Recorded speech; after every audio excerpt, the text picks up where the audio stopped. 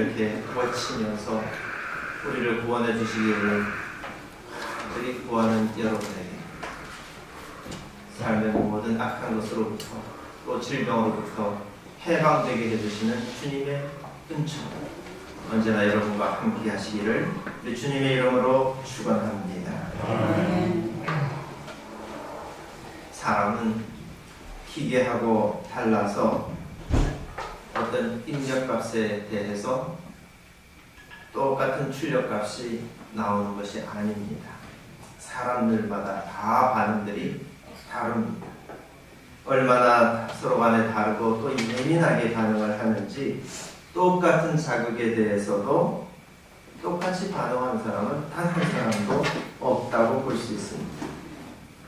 하지만 어떤 양태로 반응을 하든지 그러나 그 속에 깃들어 있는 그 마음의 본질은 똑같다 이렇게 볼 수 있습니다.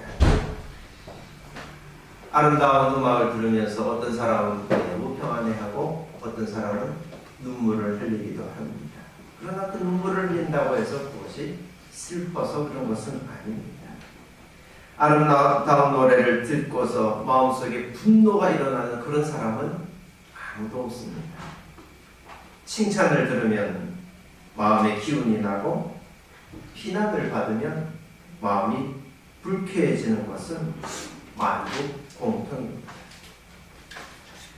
감정이 사람의 태도가 되지 않게 하라 이렇게들 말을 하지만은 그러나 우리 마음속에 일어나는 이 감정은 그 사람의 표정이든지 또는 행동을 통해서 자연스럽게 드러나게 되어 있습니다. 그럴 때 그런 남의 감정을 잘 알아차리고 헤아려 주는 것 그것도 매우 큰 능력이라 하겠습니다. 사실 고백하자면 저는 남의 마음을 잘 헤아릴 줄을 모릅니다. 누가 슬프다 그러면 아니 지금 이 상황에 슬플 일이냐 이렇게 따지고 듭니다. 마치 감정 그 자체가 잘못된 것인 것처럼 지금은 울면 안 된다. 이것을 조목조목 설명하려고 합니다. 게다가 감정이 없는 사람처럼 그저 윤리적으로 옳은 말, 마땅히 그래야만 한다 하는 그런 말만 늘어놓으니 이래서는 듣는 사람의 마음을 조금도 움직일 수가 없습니다. 제 자신도 하지 못하는 일, 원수를 사랑해야 합니다. 이렇게 말하면 누가 마음의 감동을 느끼겠습니까? 저뿐만 아니라 많은 사람들이 남의 마음을 헤아리는 일, 특히 예수님의 마음을 헤아리는 데 있어서는 참 큰 벽을 느끼게 됩니다. 예수님이 사람이 아니라 마치 기계라도 되는 것처럼 예수님 속에서 일어나는 그 감정에 대해서 공감하지 못할 때가 많이 있습니다. 특별히 저 십자가에 달려있는 저 예수님의 마음은 그때의 그 예수님의 마음을 헤아리기가 더더욱 어렵습니다. 예수님은 보통 사람이 아니라 하나님의 아들입니다. 어떤 상황에서든지 그 입에서는 용서의 말만 나와야 된다 이렇게 생각을 합니다. 아니 예수님이라고 해서 어떻게 그럴 수가 있겠습니까? 매 맞고 피 흘리는 그런 예수님의 모습을 그리면서 그 육체적인 고통을 헤아려 보고자 하지만은 그러나 사람들은 정작 그 마음 속에서 일어나는 그 마음의 깊이까지는 전혀 가닿지를 못하고 있습니다. 오늘 종려주일에 예수님은 사람들의 환호를 받으면서 예루살렘 성으로 들어가셨습니다. 어떤 심정으로 들어가셨을까요? 기뻤을까요? 슬펐을까요? 죽음이 도사리고 있는 그 예루살렘 성을 향하여 나아가신 우리 주님의 발걸음을 따라서 그 마음의 깊이까지 함께 헤아려보는 그런 은혜의 시간이 되기를 간절히 바랍니다. 이사야 선지자가 하나님의 종이, 하나님의 택함받은 그 종이 어떤 심정으로 또 어떤 모습으로 하나님께 순종하였는지 그것을 알려주었습니다. 하나님의 종은 하나님께서 학자처럼 깨우칠 수 있도록 해주셨기 때문에 그 누구보다도 하나님의 뜻을 또렷하게 아는 사람이 되었습니다. 하나님의 뜻이 무엇인지 알기 때문에 그래서 그는 어떤 경우에도 하나님을 거역하거나 하나님께 등을 돌리지를 않습니다. 그러나 하나님의 뜻을 깨달아 알 능력이 없는 사람들은, 보통 사람들은 당연히 이 하나님의 종에 대해서조차도 이해하지를 못합니다. 그래서 그 하나님의 종을 모욕하고 때리고 박해를 합니다. 그런데 그런 시련을 겪으면서도 하나님의 종은 마음을 상해한다거나 또 그런 일에 부끄러워하지 않습니다. 왜냐하면 결국엔 하나님께서 자기가 옳다 하는 것을 온 천하에 밝혀주실 줄로 믿기 때문입니다. 그래서 이 믿음으로 하나님의 종은 어떠한 고난의 길도 마다하지 않고 나아갈 수 있다 하고 이사야 선지자가 알려주었습니다. 과연 예수님께서도 이사야가 예언했던 그 하나님의 종, 그 모습 그대로 우리에게 본을 보여주셨습니다. 사람들이 예수님을 음해하고 재판에 넘겼습니다. 때리고 조롱했습니다. 급기야 예수님을 십자가에 매달아서 살해하고 말았습니다.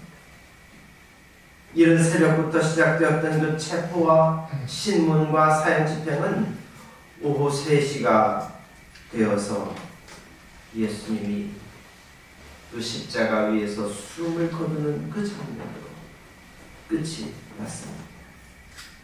정말 긴박하게 진행되었던 그 살해의 과정 속에서 예수님은 스스로를 변증하지 않았습니다. 모든 것을 다 하나님께 맡겼습니다. 그리고 난 다음에 예수님께서는 자기에게 맡겨진 일을 다 이루었다 이렇게 생각하시고서 고요히 숨을 거두셨습니다. 우리는 예수님께서 정말 어떤 심정으로 이 모든 과정들을 받아들이셨는지 헤아릴 수가 없습니다. 하나님의 종이니까, 하나님의 뜻이 뭔지 아시니까 얼마든지 그렇게 할 수 있었을 거다.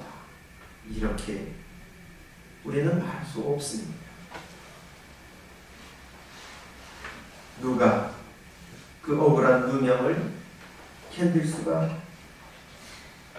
있겠습니까?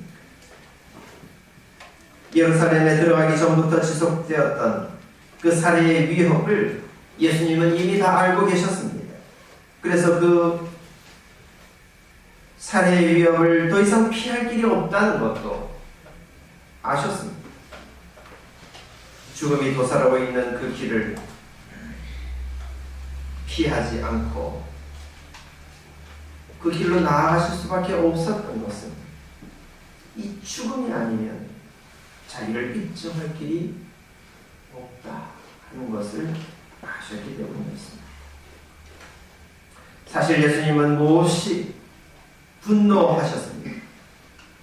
바리새인들과 사두개인들이 하나님의 뜻을 왜곡시키고 하나님의 복으로 도리어 사람들을 억압하는 것을 예수님은 두고 볼 수가 없었습니다.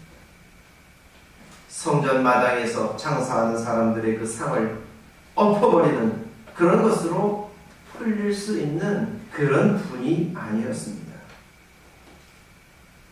예수님이 귀신의 왕 바알세불을 등에 업고 기적을 행한다고 모함하는 그런 사람들에게 독사의 자식들아, 이렇게 욕한 것은 분풀이 축에 들지도 못하는 일이었습니다. 도무지 회개할 줄 모르는 사람들, 그 견고한 악의 고리 앞에서 예수님의 심정은 말로 다 할 수 없이 참담하고 답답했습니다. 그러니 사람들이 예수님께 표적을 보여주시오 하고 요구했을 때에 요나의 표적밖에는 없다 이렇게 말씀하셨던 것은 이미 당신의 죽음을 각오하셨던 것입니다. 예수님이 어떤 억울한 심정을 가지셨는지 우리는 가늠할 길이 없습니다. 모든 일들이 조직적으로 진행되었습니다. 예수를 넘겨주는 사람에서부터 재판정에서 일어났던 그 거짓 증언들과 또 그것을 옹호하는 권력들, 심지어 나는 그에게서 죄를 찾지 못하겠다 했던 그 빌라도까지도 압도해버리는 군중들의 그 함성에 이르기까지 자기를 그야말로 죽음으로 내모는 그 모든 손길들 앞에서 예수님은 한없이 억울합니다. 그 억울함에도 불구하고 아무것도 할 수 없는 무기력에 처할 수밖에 없었습니다. 내가 옳다고 아무리 주장해도 그 누구도 들어주지 않았습니다. 오히려 옳다고 변정하는 그 말이 올무가 되어서 이제는 하나님을 모욕하는 사람으로 뒤집어 씌워버렸으니 이제는 그 어떤 말이도 입도 번긋할 수 없는 그런 형편이 되어버렸습니다. 예수님이 할 수 있는 일이라고는 그저 이 모든 오물을 뒤집어 쓰는 그 일밖에는 없었습니다. 예수님의 심정이 얼마나 참담하셨을까요? 우리는 이런 시련들이 일어나도 그 마지막 순간에 슈퍼맨 같은 정의의 사도가 나타나서 나를 못살게 구는 저 악의 무리들을 단숨에 울리쳐 주기를 기대합니다. 그런데 예수님께는 마지막 순간까지 아무런 일도 일어나지 않았습니다. 예수님께서 십자가에 달리셨을 때에 그 곁에는 아무도 없었습니다. 어떤 위로의 음성도 들리지 않았습니다. 이상한 소리로 하나님께서 그저 걱정하지 마라, 이 말씀만 해주시기만 했었어도 예수님은 외롭지 않으셨을 겁니다. 그야말로 우주 공간에 홀로 남은 것처럼 하나님께로부터도 버림을 받은 것처럼 예수님은 그렇게 십자가 위에서 홀로 남으셨습니다.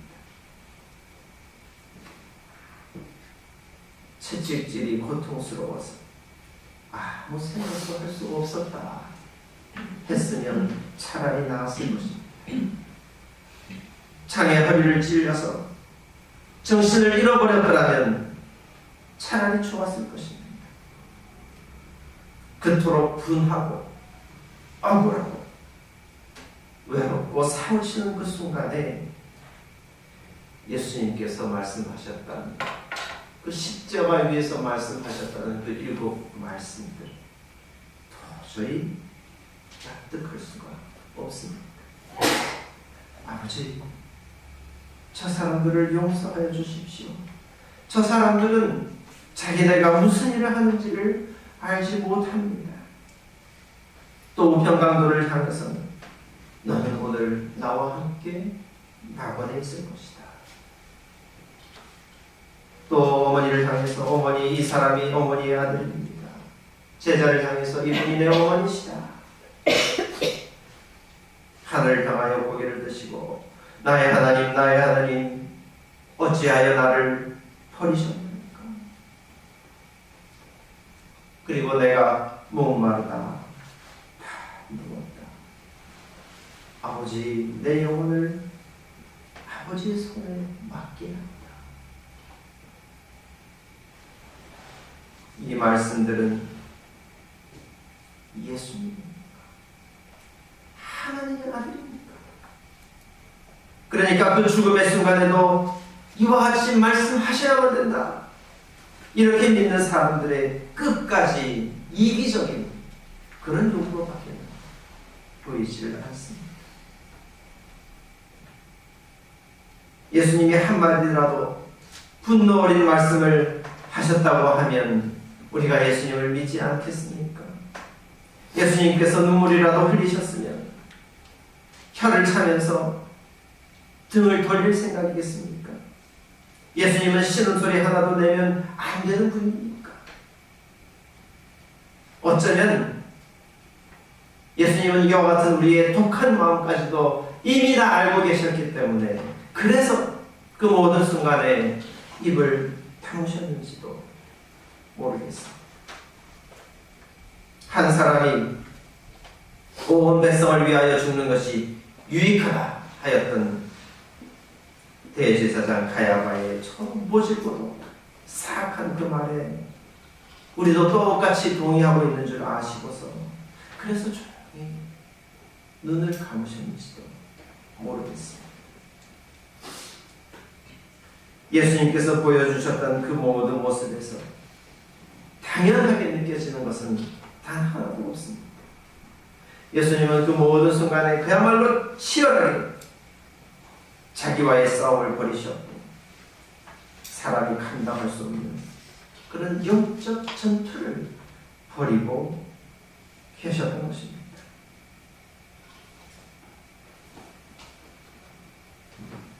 바울 사도는 우리들도 이와 같은 그리스도 예수님의 마음을 품어야 한다 이렇게 고백하였습니다. 그 마음은 곧 자기를 낮추어서 하나님께 순종하는 그런 마음입니다. 순종하되 죽기까지 순종하는 것입니다. 바로 그때에 하나님께서 그를 다시 일으켜 주시고 지극히 높은 자리로 영광스럽게 해주실 것이기 때문입니다. 하지만 어떤 사람이 이런 마음을 품을 수 있겠습니까? 몰라서 못하는 것이 아니라 알아도 다 다룰 수 없는 것이 예수님의 마음입니다. 그 내적인 갈등과 그 불안과 외로움을 우리는 도저히 감당할 수가 없습니다. 그 처절한 전투를 예수님은 무슨 힘으로 그렇게 감당하셨는지 우리는 알지 못합니다. 그러나 예수님은 그 길을 분명히 가셨고 그리고 하나님께서는 그런 예수님을 다시 일으켜 주셨습니다. 우리는 이 신비로운 사건을 하나님께서 베푸신 놀라운 은혜라고 그렇게 고백하고 하나님께 영광을 돌립니다. 과연 나도 예수님처럼 그런 마음을 품을 수 있습니까? 오늘도 우리는 멀찍이 서서 십자가를 바라보면서 그렇게 가슴을 치고 있습니다.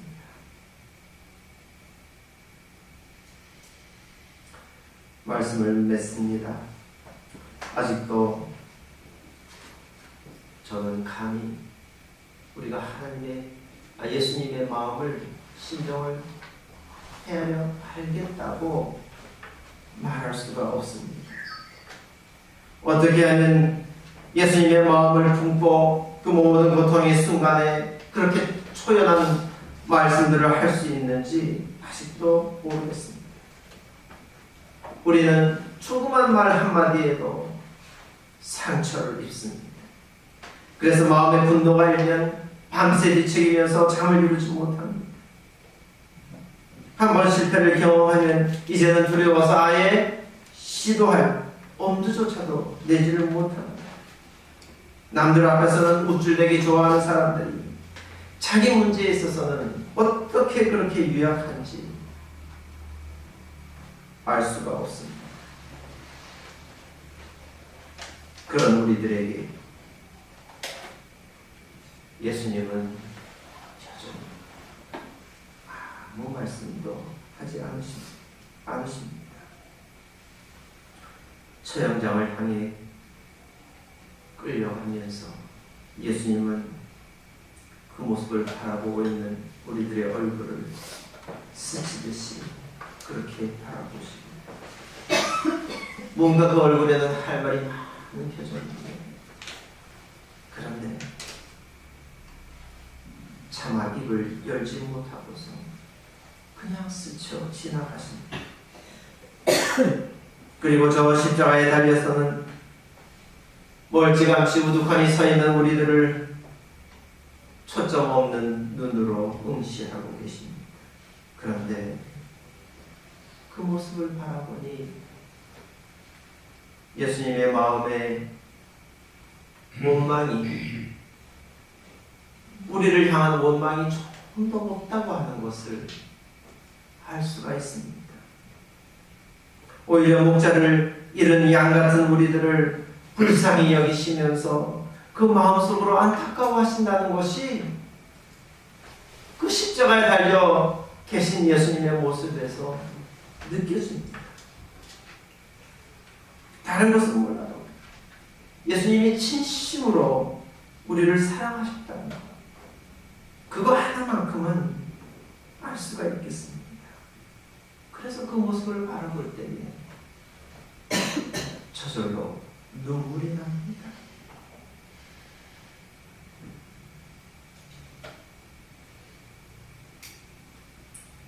우리도 이와 같은 예수님의 마음을 한번 품어보기를 원합니다. 내가 어떻게 해야지, 이렇게 해야지, 저렇게 해야지 마음 먹는다고 해서 뜻대로 되는 일은 분명 아닐 것입니다. 그러나 예수님처럼 그저 사랑하는 마음으로 바라보면, 그러면 내 마음속에 일어나는 그 감정들도 달라지게 될 것입니다.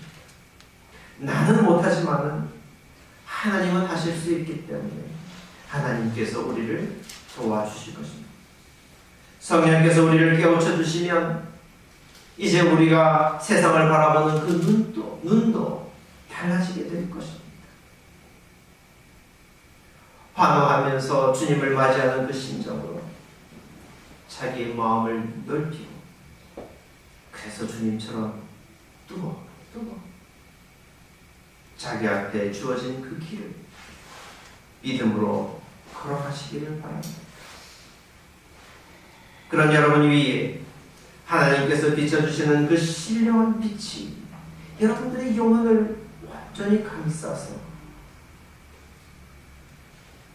그리스도 예수님께서 받으셨던 그 위로, 그 격려와 그 영광을 여러분도 똑같이 받게 해 주시기를 간절히 축원합니다. 기도하겠습니다.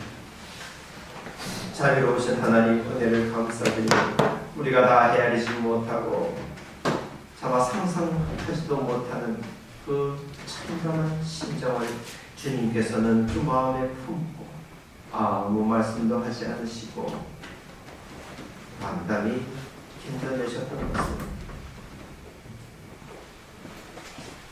생각하면서 우리도 예수님과 같은 마음을 품기를 소원합니다.